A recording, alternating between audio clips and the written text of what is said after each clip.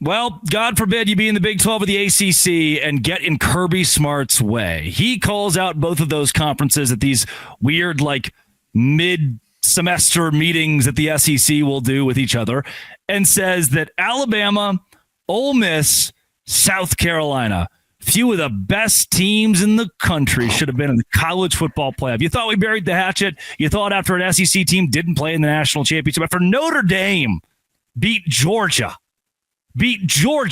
to go to the national championship game, that just maybe the SEC could look around and say, hey, 2 years without a championship, maybe we should talk a little bit less. And instead, Kirby Smart, just in every opportunity we can possibly take, says that those three teams were college football playoff caliber, should have made the college football playoff. And I just don't think the SEC will ever quite understand that winning matters in college sports. Yeah, can we at least just take a year off from talking like that, Kirby? Because A, we went to 12 teams in the playoff for the first time, and those guys still didn't get in. And B, the other thing is if this continues and they put a couple teams in the playoff every year, but they don't win the thing, you know what it's going to be. Well, we're playing the best competition every week. We're beating each other up. It's tough for us it's much tougher for us when the Big Ten can just coast all the way to November. It's just, you're never going to get rid of it. You're not. It's silly. Even in that with one SEC team in the Final Four. Am I right in that? And it was a team that came in year number one and went to the SEC championship game in year number one. And where did they play? So with players and coaching staff that were caliber of the Big 12? You ever heard of it? Yeah, a Big 12 team went to the SEC title game. Continue.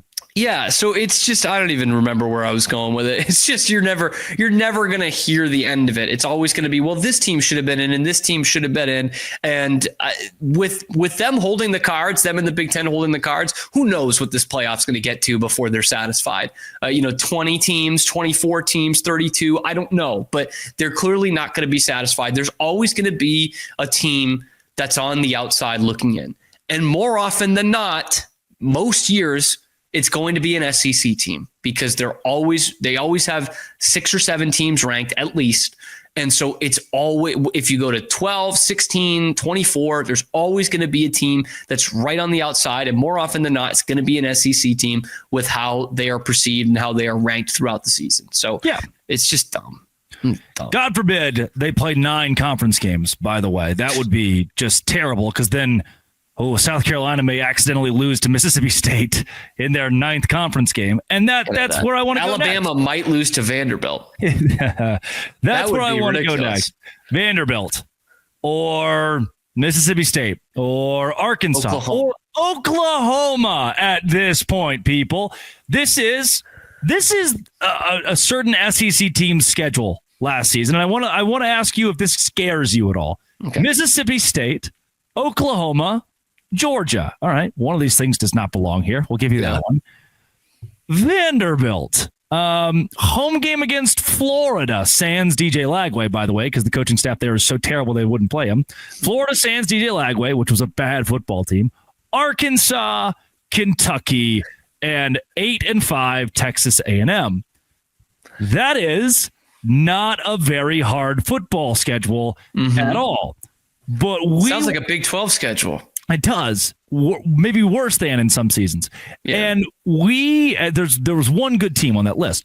We as a society have accepted that team, which was a Big 12 team, this is Texas schedule, that team went to the Final Four and played such a rigorous, terrible schedule, and the SEC can hang its hat on that? This is the best that you can give. This was the regular season champion in the Southeastern Conference, the University of Texas. Yet that gives you the liberty to say, oh, well, we should have gotten Alabama in.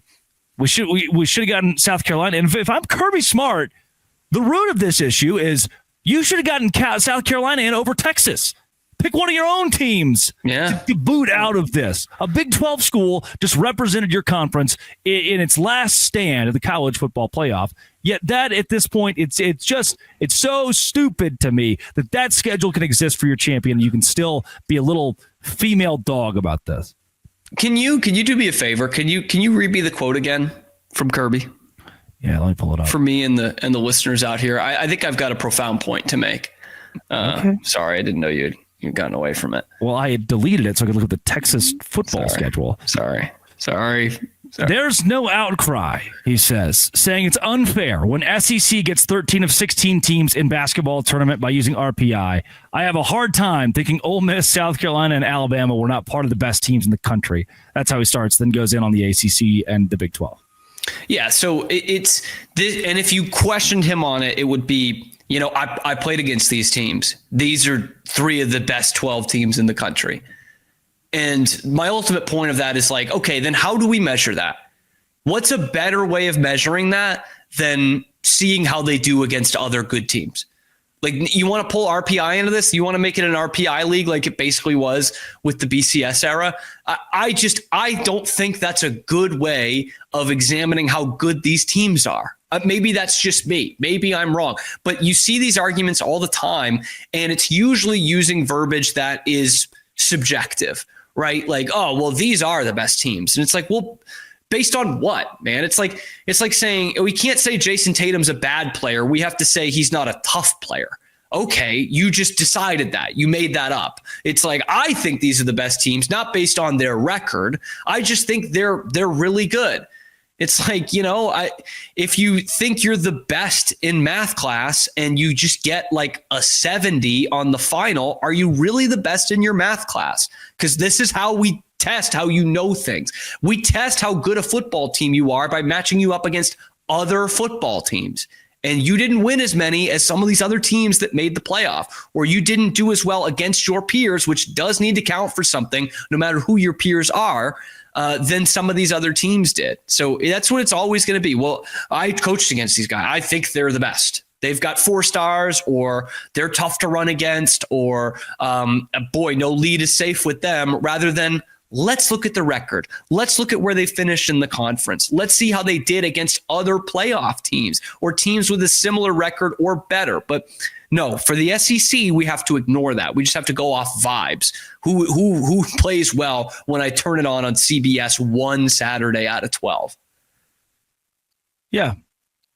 One thing you didn't, you said record, but just who you lost to. You lost to Vanderbilt. You lost to Oklahoma. You can't. You don't get everything, man. You don't get everything. How am I lost to those 2 teams? You lost to Kentucky if you're Ole Miss. I can't justify any of this. I can't. And what's South Carolina lost to Clemson. No, they flip it around. But like we do justify a ton of that too, right? Like Ole Miss loses to LSU. Like, okay, that's a better loss. But then you lose to Kentucky. And we can't really ignore that. Alabama, you beat Georgia. That's fantastic. But when you lose to Vanderbilt and Oklahoma, we can't ignore that. We can't just throw that away. You have to look at everyone else's losses, but we only have to look at your wins. That's what I don't like at all. And you look at a school like Indiana, who absolutely 1,000% should have been in the college football playoff last year, and they were. But they didn't beat anybody. But are we going to hold that against them? Like, that's their schedule. That's the conference they're in. It's the same conference as Michigan and Ohio State. So we don't hold that against them. Michigan? Didn't Indiana beat Michigan by 50 or something? It was really stupid. Pretty good. Did Michigan make a bowl game? Yeah. Huh. You're not going to believe this. Against a Big 12 team? No. Georgia Tech? Played like Georgia Tech, but no, not Georgia Tech. Georgia Tech used to be in this conference. If I remember right, so did the Cumberlands, or Cumberland is the team Georgia Tech beat 22 to nothing. Tulane was in this conference. Tuskegee, Seminole was in this conference. Seminole, maybe there's somebody else that was a weird one. Won a few conference titles in there, and the Missouri 30s. Is still in this conference. Believe it or not. It would be Georgia. Michigan beat Georgia and Alabama. It'd be Alabama. Michigan beat Alabama, and Georgia lost to Notre Dame, who lost to Alabama, Northern Illinois. Who lost to Vanderbilt. It's transitive property at its finest. That's Cameron Stewart at Real Cam Stewart on Twitter, or wherever you find your podcasts. We're both there. This has been Always Will Be Locked On. Thanks for making it your first listen every single day.